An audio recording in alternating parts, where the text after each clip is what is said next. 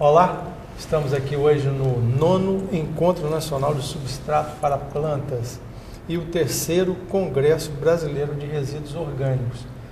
Para falar com a gente sobre esse congresso, essa organização, nós temos aqui a pesquisadora do INCAPER, também presidente do evento, Adelaide Santana da Costa.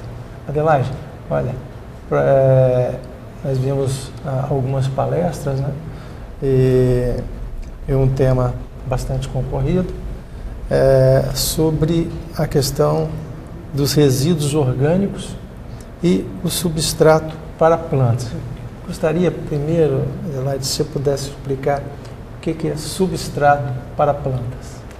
Na verdade, quando você está na propriedade rural, que você está trabalhando com as culturas em geral, a maioria delas você trabalha em solo, né? Você cultiva a parte toda agronômica em solo. Que é o substrato natural. Que é o substrato natural.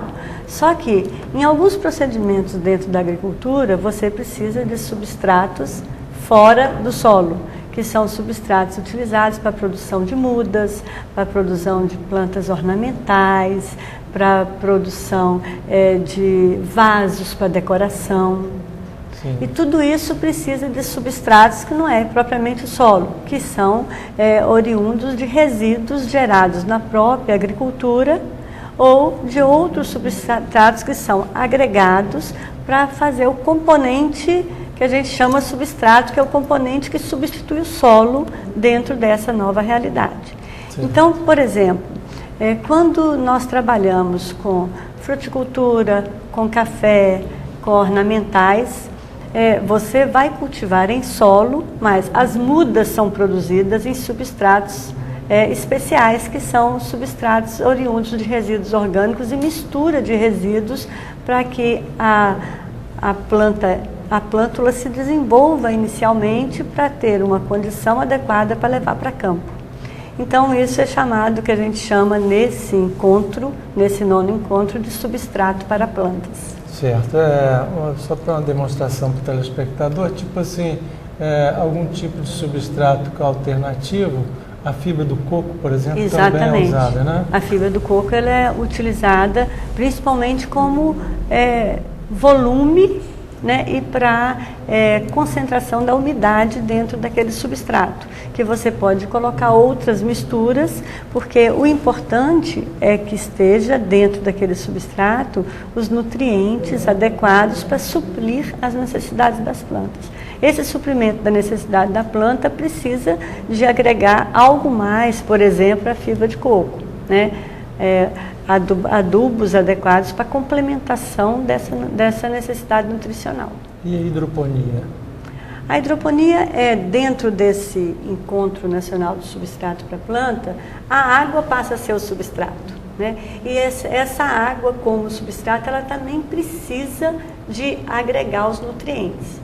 Por isso que dentro desse congresso que a gente está abordando nesse momento, existe um painel onde vai ser discutida a hidroponia, para desenvolver e discutir temas tanto nos aspectos do substrato em si, que pode ser a água pura, ou pode ser areia, pode ser algum substrato utilizado para complementação e adição desses nutrientes.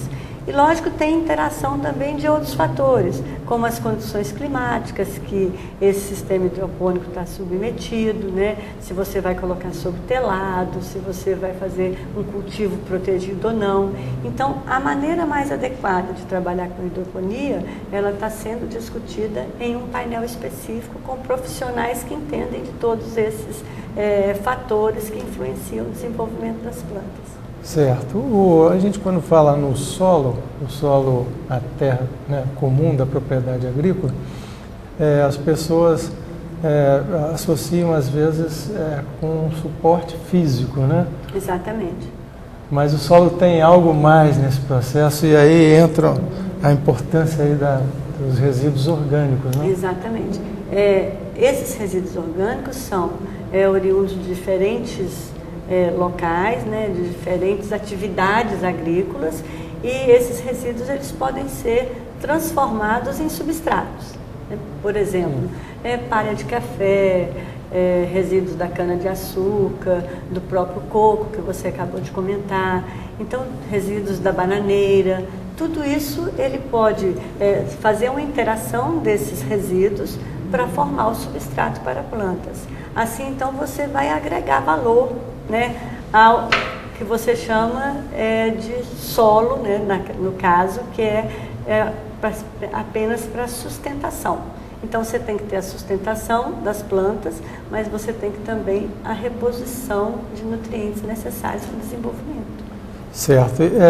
O que a gente percebe é que, com o passar do tempo, aquelas áreas que foram primitivamente desmatadas, que tinham uma cobertura de matéria orgânica natural, que foram sendo consumidas ao longo do tempo, passaram a ter carência de uma atividade biológica melhor, né? Exatamente.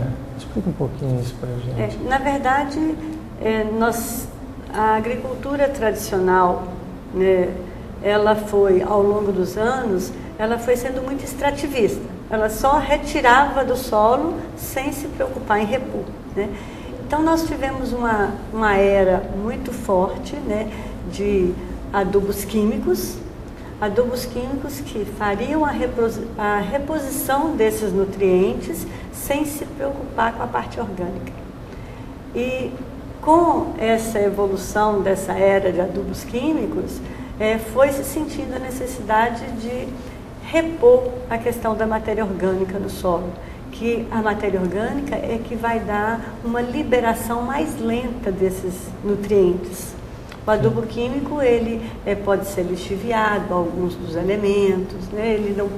Ele pode ser volatilizado, ser liberado para a atmosfera, de maneira muito mais rápida do que os nutrientes que estão na matéria orgânica, que é uma disponibilização mais lenta para as plantas.